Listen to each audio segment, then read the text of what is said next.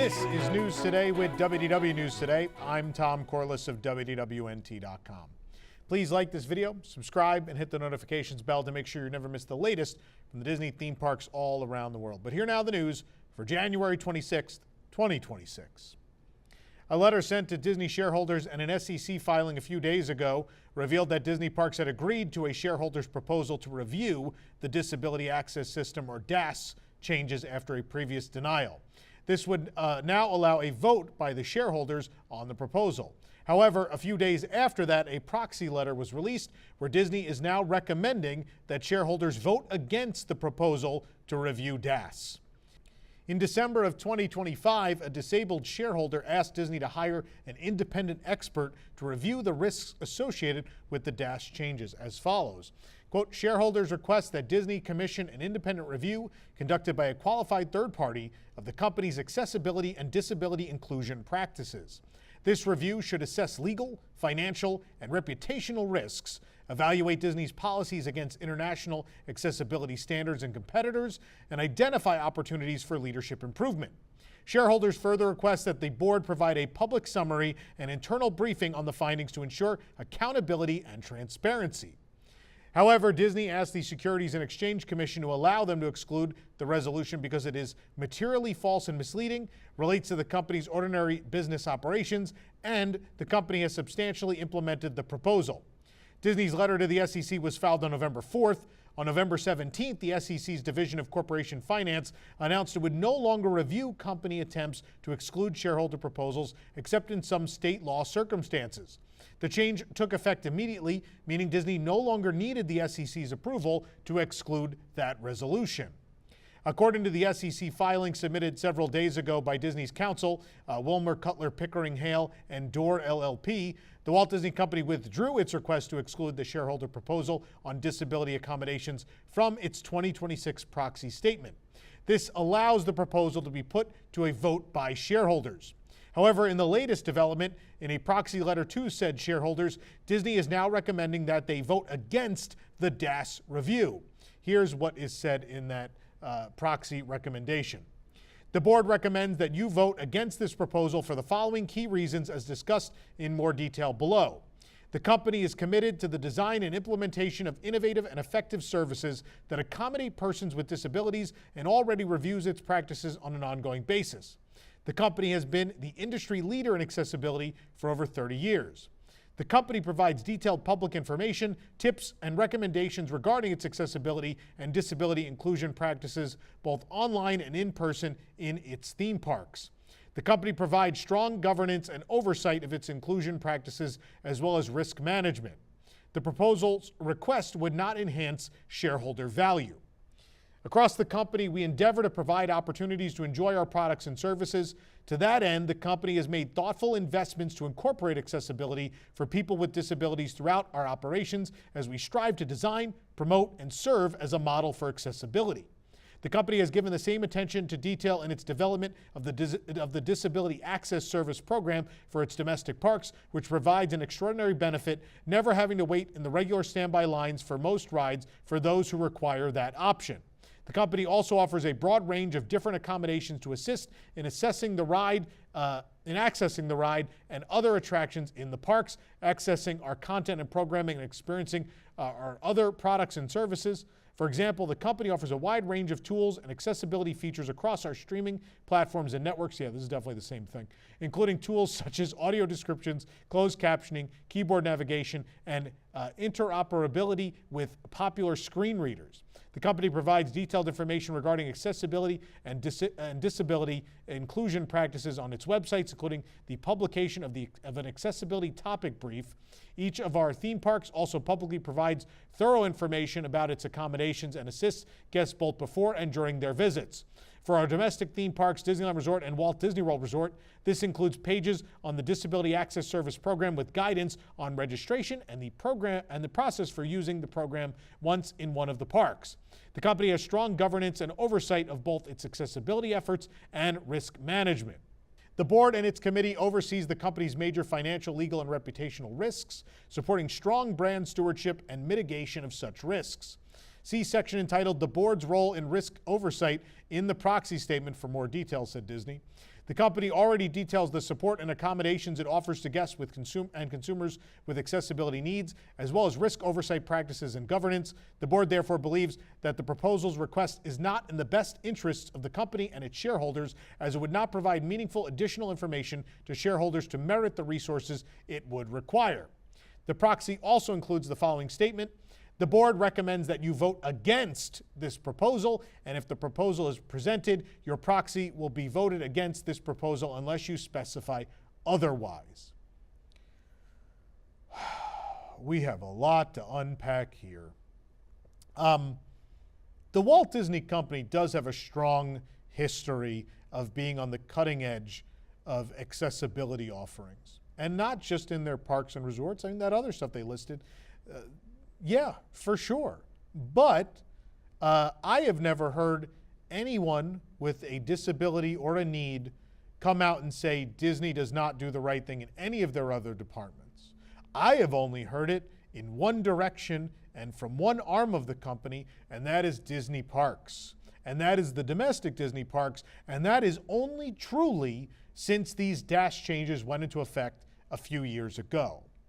That would me to indicate that something is wrong. Now, I think it's great that they're letting people vote on this, but I also think they're giving people the wrong idea. Yeah, the website does give an explanation of the dash service. That doesn't mean that people have shown up with severe disabilities or disabilities that very clearly would not allow them to wait in a line, and they have been denied, and they have been shocked by this.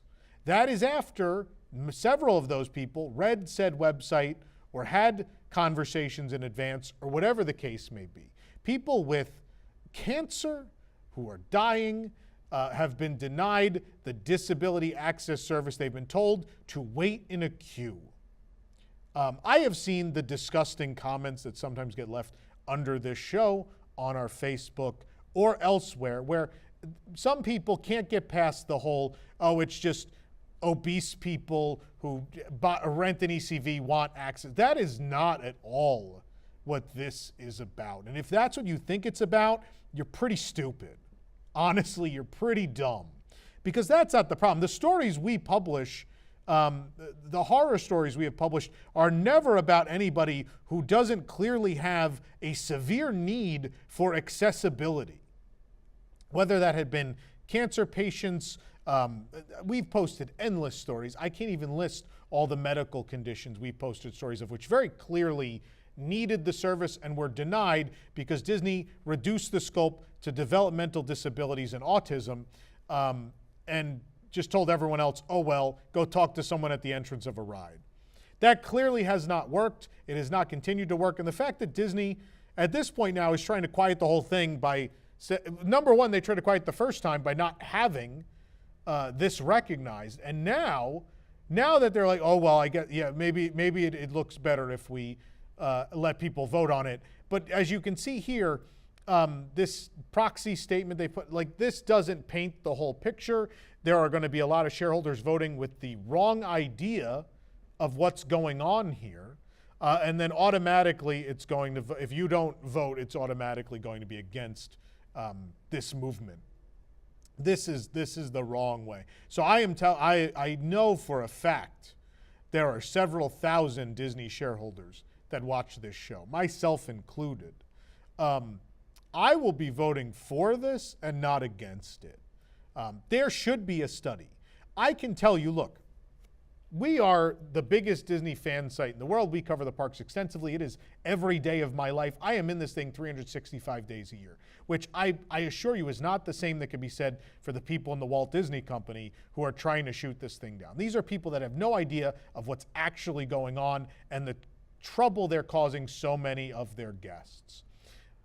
It is clear that the way the system worked before was broken. We have never argued that. Clearly there were people getting access who didn't really need it. But at the same time, you change the system in such a way that now there are people that clearly need it that they can't get it either. So some middle ground has to be found here. And that middle ground cannot be found if we have to keep banging our heads against the wall and the Walt Disney Company just keeps stonewalling any of these movements. A solution must be found. No one is saying you have to go back to how it was before, but a path forward has to be found that works for more people who need access. The Disney parks are meant to be enjoyed by everyone. And if the Walt Disney Company truly prides itself on accessibility, they will find a way to open that DAS system or something similar to more guests who clearly need it. Those who they interview and their own cast members, whether they've left the company, been fired, or are still there and happen to say something offhand to us or someone else, we have heard enough stories of cast members in that position to approve or deny the disability access service for guests, that there are plenty of guests they've interviewed who they thought in their own mind really needed it and deserved the access, but they were told they should not give it to them, or it is clear from the management above them that that would be frowned upon. That is an issue, and that is the issue that needs to be resolved, that they should at least be able, on a case-by-case basis, to truly decide who needs the service, to figure that out. It should not be coming back onto social media and the internet that they denied a cancer patient. They denied a terminally ill child. They denied a child who had an organ transplant. Those are not the people that need to be denied. These people, the people that took advantage of the system, absolutely should be denied. But there are very clearly people who need it are being denied, and that has to be fixed. And this is a move towards fixing that. If there is no third-party investigation into what this is doing to the brand, we're never going to know. No executive in the company is going to truly understand the impact these changes had. They're just going to keep powering through so they can sell more lightning lanes, which is nonsense. It's absolute garbage. I want to say another word right now, but I'm going to not have to have Billy bleep something. So that's my stance on it. I think it should be everybody's stance on it. No one is saying to let the people who took advantage of the system back in. We're just asking for it to be expanded in a way that it helps the people, that the system was designed to help in the first place. And if we want to keep harping on the fact, oh, the system was only designed for this one type of accessibility need, and that's developmental disabilities, that's incorrect. That is absolutely incorrect. We covered DAS when it launched originally, and that was not made clear at any point in time because you were still giving it to people with other needs. So that is a lie. That's nonsense.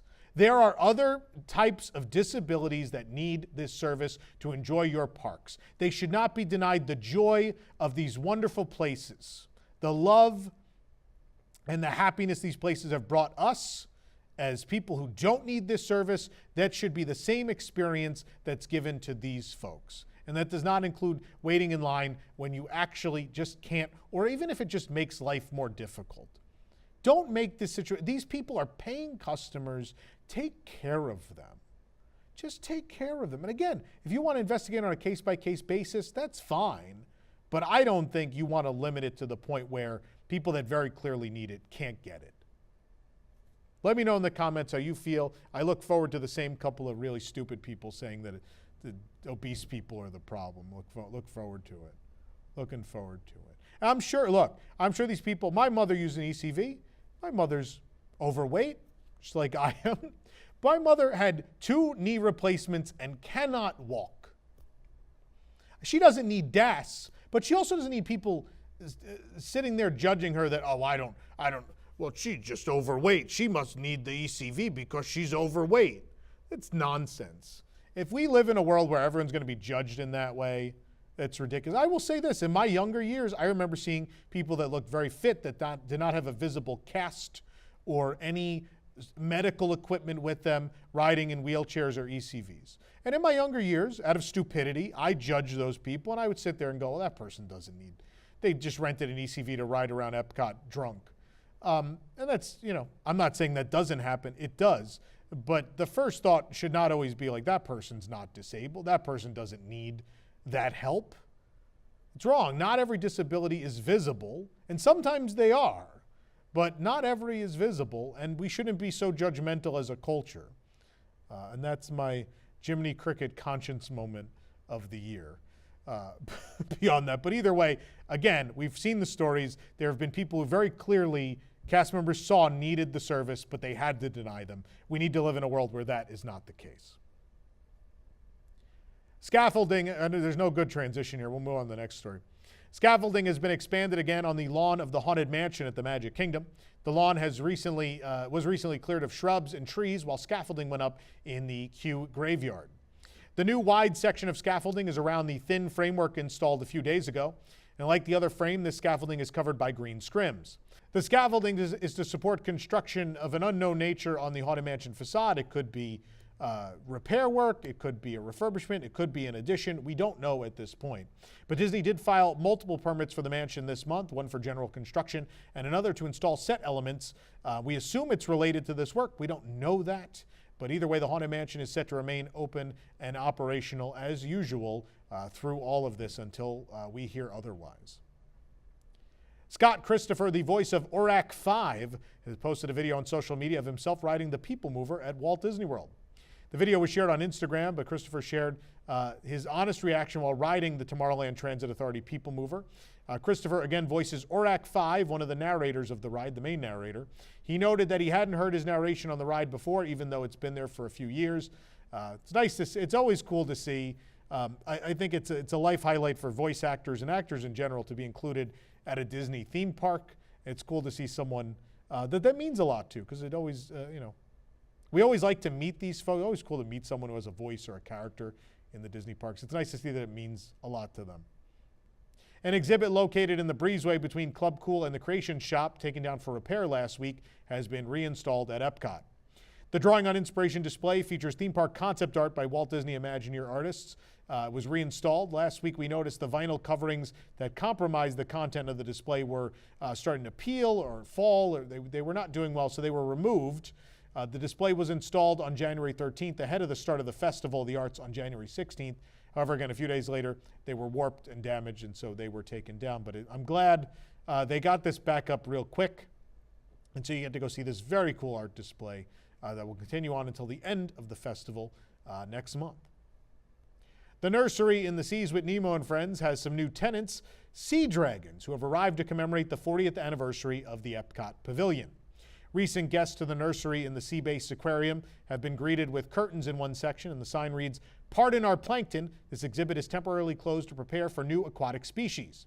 The new tenants have now officially moved in. They're leafy sea dragons, a unique fish native to Australia's southern and western coasts, and are related to pipefishes and seahorses. I think as of today, they're official. Dr. Mark did share on social media a video today that I think as of Monday, they are now officially on display. You can go visit them. They're super cool. This is great to see. If you want more about the Living Seas, the Seas Pavilion and its 40th anniversary, our podcast from over this weekend shared a very special experience we got to have at the pavilion a couple weeks ago that Disney set up for us. We talk all about that and the legacy of the pavilion. And also on our Parchive channel, you can find a great presentation from Tim Delaney, one of the designers who brought the Living Seas Pavilion to life back in 1986. So lots of great celebratory content on our part for the Living Seas, that's what I'm going to call it, 40th anniversary. I don't like Seas with Nemo and Friends. I hate that name. I'm not doing it. Frozen Ever After at EPCOT is now closed as it undergoes updates to install new audio animatronics of Anna, Elsa, and Kristoff. In place of the ride is signage, a game, and pin trading. Oh boy. There are no construction walls, but again, the sign reads Frozen Ever After is temporarily closed while we work on something worth melting for. It's cute. Please enjoy the rest of your day in EPCOT. There's also a large game of Connect 4, just like in the movie, for guests to play with, and cast members were posted near the entrance with pins to trade. Of course, in 2023, World of Frozen opened at Hong Kong Disneyland, featuring many technical updates for the Frozen Ever After boat ride, one of those being animatronics of Elsa, Anna, and Kristoff, not with projection-based faces, but fully articulated and physical faces. Those very similar figures debuted in the Fantasy Springs Anna and Elsa's Frozen Journey ride, which opened in 2024. And we've been wondering ever since then, would Disney World ever spend the money? And just so overjoyed that they are, in fact, spending that money. The ride is expected to reopen in February. There's no exact date, but you will get to see those new, very cool animatronics. Then, of course, we'll be there to bring it to you whenever that does happen. A t-shirt featuring Figment from Journey into Imagination has joined the Walt Disney World Valentine's Day merchandise collection. We found it in the Creation Shop at EPCOT. The Figment Valentine's Day t-shirt retails for $32.99. It's very cute. Do note that when guests buy 2 shirts, they are $29.99 each instead of $32.99. This program is brought to you by our official travel agent sponsor, Be Our Guest Vacations. Your dream vacation begins with Be Our Guest and their concierge team of expert vacation planners. Head on over to www.nt.travel and their team will design your next magical vacation, from the Walt Disney World and Disneyland Resorts to Disney Cruise Line to Adventures by Disney and more. And the best part is their concierge services are 100% free. That's right. So book today. A temporary wooden structure has gone up outside the Disney Junior Soundstage at Disney's Hollywood Studios, which is getting a brand new show this summer. The new structure is directly outside the large theater doors, which may become the new entrance. They used to be the entrance back in the day. Crews removed signage and decorations from the old entrance. The structure is plain wood and doesn't appear in concept art, leading us to believe maybe it's temporary, but maybe it's not. It's covered in a plastic sheet. It may just be protection for crew members working in the rain. Who knows? They might need to be protected from the cold later this week. Meanwhile, a wall of the Little Mermaid and Musical Adventure soundstage is being repainted to match the rest of the repainted building. In recent days, the first layers of paint have been evened out, but they still aren't as beige as the sidewalls. I will say, I hated when they painted all the soundstage buildings that blue, because it doesn't look like any studio in the world. They all have tan or whitish or beige or even brownish sound stages, and I never understood that repaint. I know that's when the park was trying to get away from the studio theme, but it seems like some parts of the park are going to lean into that now, which I like. But this looks so much better. It's so nice to see it back in that old color scheme. A vast improvement. A new Jerrod Maruyama designed popcorn bucket features Walt Disney World characters and icons in the classic style that the artist is known for. The popcorn bucket is $14.29. We found it at Epcot near the Creation Shop, as well as in Toy Story Land at Hollywood Studios. It should be available at most popcorn locations across property, if not by today, if later this week probably. Wrapped around the bucket are images of various characters and icons in the style that Jerrod is known for. Images include Moana, a Mickey pretzel, Elsa, Figment, the Orange Bird, a Mickey waffle, the Hollywood Tower Hotel, Toy Story characters, a Dole Whip, also the Tree of Life, Cinderella Castle, Donald, Cinderella herself, and several more characters. Of course, the bucket does come with popcorn, as you'd imagine. Not for me, though, because we asked them to not put it in, because I just want to collect the bucket, because I am a psychopath. In our latest visit to Animal Kingdom, we noticed some major expansion to the framework of the upcoming Encanto ride. Construction of the new Tropical Americas area of the park appears to be moving along at a steady pace. In our latest visit, we noticed the framework of what appears to be the upcoming Encanto ride received a sizable expansion outward. In the image you're looking at now, over the construction walls, we can see the older portion of the structure on the right. A handful of works can be seen on the highest level of the framework, while an excavator is seen parked below. The newest section of framework is shown jutting out from the taller portion. It can be seen expanding towards the current walking path. It's unclear if the new framework will cap out at its current height or rise further. They haven't topped out the structure just yet. We haven't seen a flag up there just yet. But the Encanto attraction will open with the Tropical Americas sometime in 2027. Of course, I think only a handful of days left to say goodbye to Dinosaur and Restaurantosaurus. The last little bit of Dinoland USA will say goodbye in just about a week's time, something like that. Walt Disney World revealed 4 new merchandise collections, with some items already available in the parks and some coming soon. The Walt Disney World Storybook Collection includes apparel and accessories. Disney shared pictures of a quarter zip, t-shirt, jacket, and drawstring backpack. Vibrant retro-style artwork features dozens of Disney characters gathered around Cinderella Castle. The base pieces are blue and white. The Best Park Day Ever collection features artwork of Mickey and friends enjoying the Walt Disney World theme parks. A heather gray crewneck depicts Mickey and Minnie in a Mad Tea Party teacup. The whole gang is with park icons on a blue t-shirt, and a blue crewneck features the characters riding the Main Street Jitney. There will also be a matching ear holder backpack. A light blue shirt lists park-related words, and blue is the base color of the collection with fun pops of color. There's also a spirit jersey, a hoodie, an ear headband, and more. The Four Parks collection celebrates the icons of Magic Kingdom, Animal Kingdom, Hollywood Studios, and EPCOT. A large ear holder backpack is the perfect bag to store the matching ear headband. The four icons are pictured in colorful circles and Mickey icons against soft blue and gray tones. There is a zip-up hoodie, pullover, Magic Band Plus, and more. The ear headband has a removable sequined bow. I like this art a bit. I think I bought the pins. I was going to buy the toothpick holders, or called shot glasses. They were made so poorly. I went through at least 10 of them, and all the art was printed like crooked or sideways. And my favorite one, I think we have a social media video I shared. Billy, if we could put that up for people right now. Let me just see. Oh, look, the four parks. Magic Kingdom, Animal Kingdom, EPCOT, and Hollywood Street. Hollywood Street.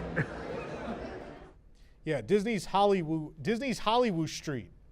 My favorite park at Walt Disney World. Meanwhile, the fourth collection, the Walt Disney World Castle Collection, honors Cinderella Castle, which is about to be repainted. Dreamy blue and pink hues are accented with gold. There's a pink Spirit jersey and hip pack, or go with the blue Spirit jersey and Magic Band Plus. The mini ear headband is sparkly gold.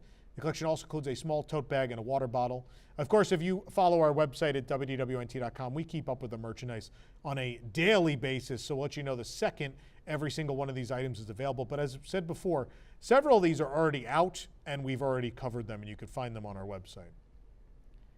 Following the reconfiguration of the roadway entrance to Disney's Polynesian Village Resort, crews have demolished the former entrance guard shack and installed framing for new bus stops. The guard shack and its surrounding flower beds are completely gone, leaving only a long patch of dirt. We saw crews preparing for demolition a few days ago. The gate infrastructure was also completely removed.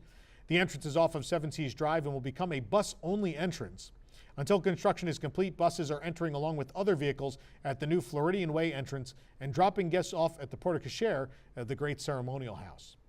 Between the old and new entrances is the framework for a new bus depot.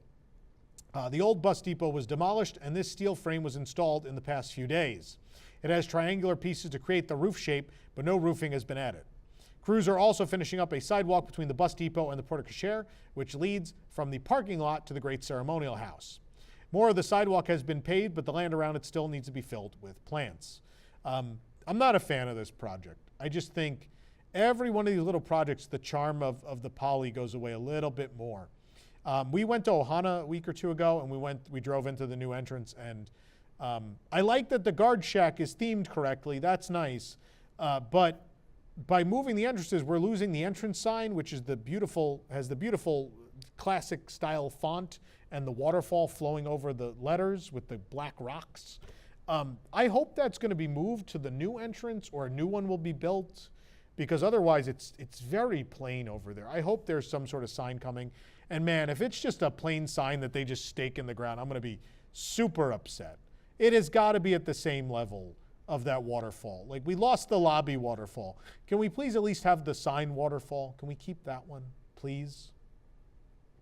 The boat dock at Disney's Wilderness Lodge has reopened a week ahead of schedule amidst a refurbishment. Guests can once again travel by boat between the resort and the Magic Kingdom. Boat transportation was originally scheduled to be suspended from January 12th through the 30th, but on January 23rd, we noticed the boats were traveling from Magic Kingdom to the resort. According to one of the captains, one side of the Wilderness Lodge dock opened in the morning, and the other side opened that afternoon. The boat dock refurbishment will continue through early April 2026. The construction is just for routine maintenance.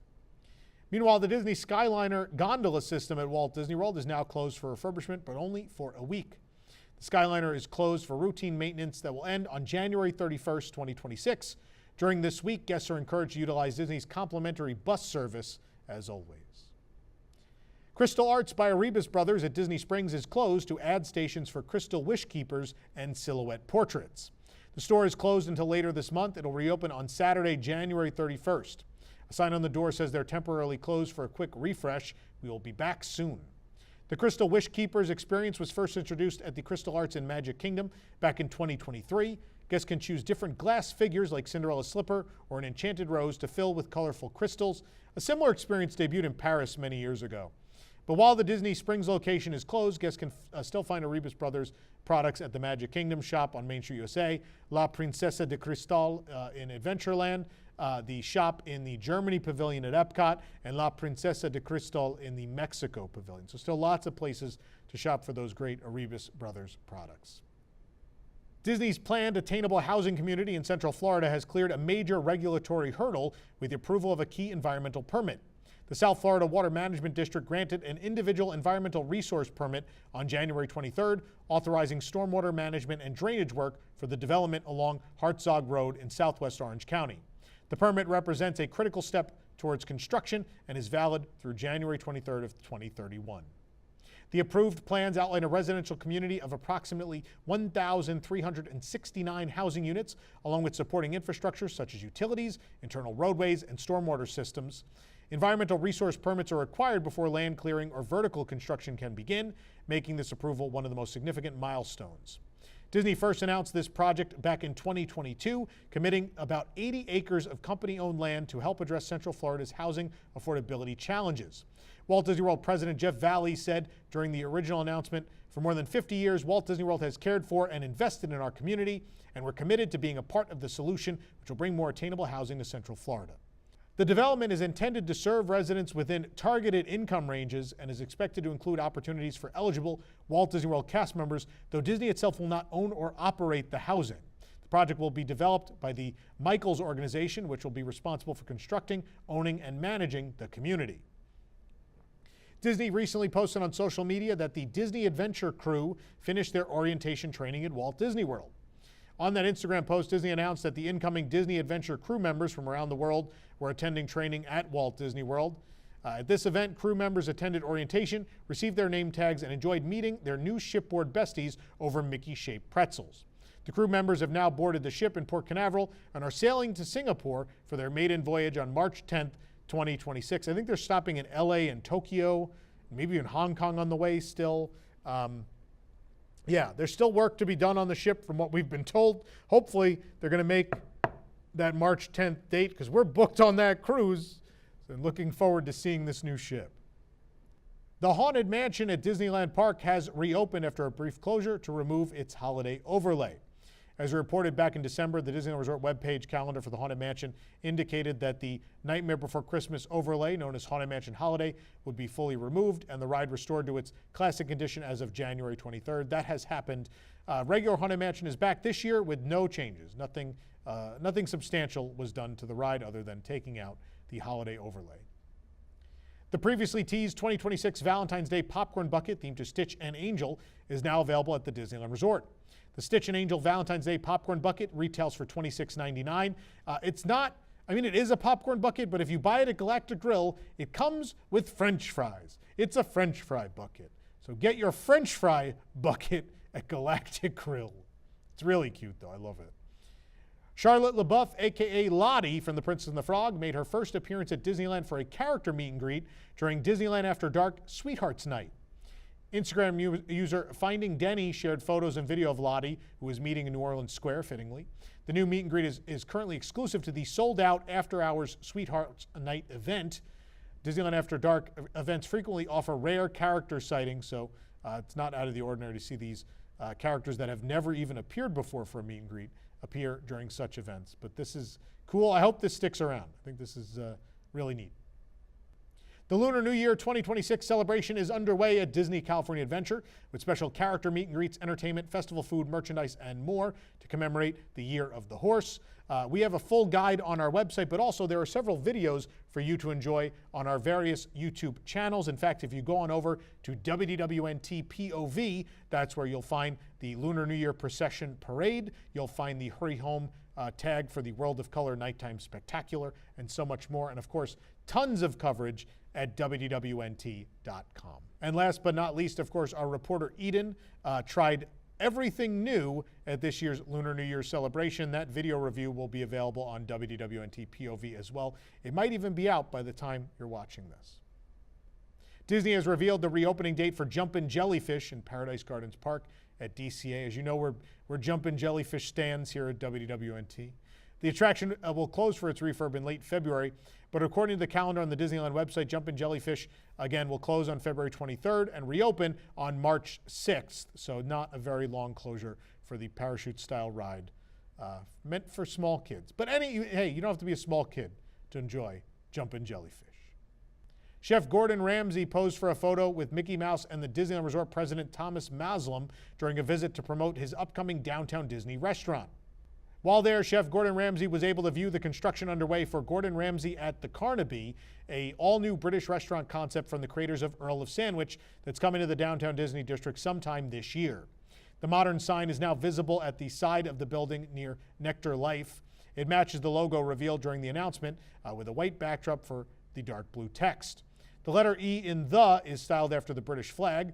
The rest of the facade appears unfinished, but they at least got the sign done just for this photo op. After announcing a reopening delay back in September of 2025, the Napa Rose at Disney's Grand Californian Hotel will finally reopen soon. The Grand Californian's award-winning signature restaurant will reopen for guests on February 6th, 2026. Reservations will open on Tuesday, January 27th, no sooner than 9 a.m. Pacific time. Guests visiting this signature dining location will be met with a fully renovated experience with intimate seating, a new bar area, and even a fireplace for a cozy but luxurious atmosphere. Although this is a fine dining location at Disneyland Resort, reservations are not required and walk-ins can be accommodated when space is available. For those dining in the main dining room or the outdoor terrace, there will be a seasonal fixed menu. Napa Rose also offers a custom wine pairing for the meal as an add-on, and a brand new children's menu will debut upon reopening as well. Up to 18 guests also have the option to book a space at the chef's counter for a unique look into Napa Rose's exhibition kitchen. With this experience, the chefs personalize each course, and reservations for this experience can be made on the restaurant's website.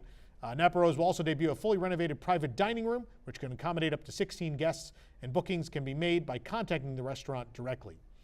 Culinary Director of Signature Dining, Chef Andrew Sutton, worked with Napa Rose Executive Chef Clinton Chin on a creative new menu. The dishes are a nod to California wine country cuisine while also utilizing seasonal ingredients. As for the desserts, those are a creation of Executive Pastry Chef Jorge Sotelo and Pastry Chef Nubia Renteria. Together, these two bring over 25 years of experience with Disneyland Resort, and some of the highlights include, the menu include beef tartare. Tartare is topped with Ostera caviar. Guests can also order a bone marrow custard or laughing tiger, which is a new take on the fan favorite smiling tiger salad. Guests will also be able to enjoy American Wagyu New York strip, oak forest mushrooms, or soprasine pasta with Dungeness crab and Santa Barbara uni butter. For dessert, a few of the options will include Nantes carrot cake cremeux or an elevated and reminiscent Valrhona chocolate bar. We've been invited to a special preview of Napa Rose next week. We're going to be heading out there for that. I love Napa Rose. I've done the chef's counter. That was one of the best dining experiences of my life. We've eaten in the formal restaurant many, many times. Excited for Napa Rose to be back and excited to see this new menu. So stay tuned for that coverage. In an Instagram post on Sunday, Bob Iger shared photos of himself walking the grounds of the site of Disney's next theme park in Abu Dhabi. Bob Iger, CEO of the Walt Disney Company, shared the post to his personal Instagram account, accompanied by 2 photos of himself walking across a coastal landscape in the United Arab Emirates. The post, albeit brief, provides our first glimpse at the location of Disney's next theme park. Walking the site of what will one day be Disneyland Abu Dhabi, he said, lots of work ahead, but all very exciting. Development on the project is still in the very early preliminary stages, but Disney has shared a few details of the upcoming park ahead of its planned opening in the early 2030s. Real quick before we get on out of here for the day, I want to mention Carousel of Products and this special item. So we have found that we have 10 of these. Now these originally sold, this is the Sunny Eclipse Collector's Box. These sold out originally. Obviously anything we order special, we have to order a couple extra because just in case they get lost in the mail or something happens along the way and they get damaged. So we do actually have 10 extra of these available. They are the final 10. And what you get inside, not only do you get this super cool collector's box, which I love, which does have a fun reference right here. There we go. Which is the beginning of Sunny Eclipse's set. He goes, whoa, hello. And of course it says Space Angels as well, his beloved Space Angels. So you do get that lovely plush we've been promoting for several months of Sunny Eclipse. You also get a special letter we made from Sunny Eclipse. We have the close-up cam. I think we have this. I can show you these things. You get a special letter. There is a special limited edition of just 100 or 100, I forget how many of these. I think there's like 150. Just 150 of this pin celebrating his 30th birthday. And then there's also 2 exclusive stickers. You get this one and this one. All that comes in the collector's box. Again, we only have 10 of these left at carouselofproducts.com. I'm going to close this up. And while you're over there at carouselofproducts.com, don't forget about our pin and magnet of the month. The month is winding down, so don't miss your opportunity to own the rock and roller coaster inspired pin and magnet of the month. Here they are. Yes, our pin and magnet of the month.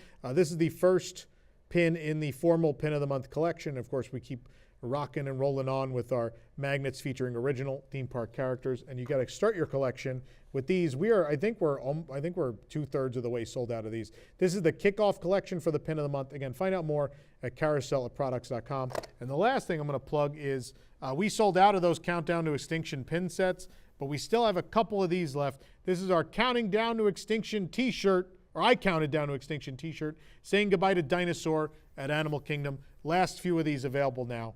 carouselofproducts.com. Anyway, for the absolute latest on these stories and all that didn't make it into today's show, be sure to check WDWNT.com and follow us on all your favorite social media platforms. You can support the entire team behind this show and others by joining the WDWNT Interglobe Society at patreon.com/WDWNT. Get access to exclusive content, discounted show and event tickets, and more. Special shout out to our WIGS members watching who make this show happen every week.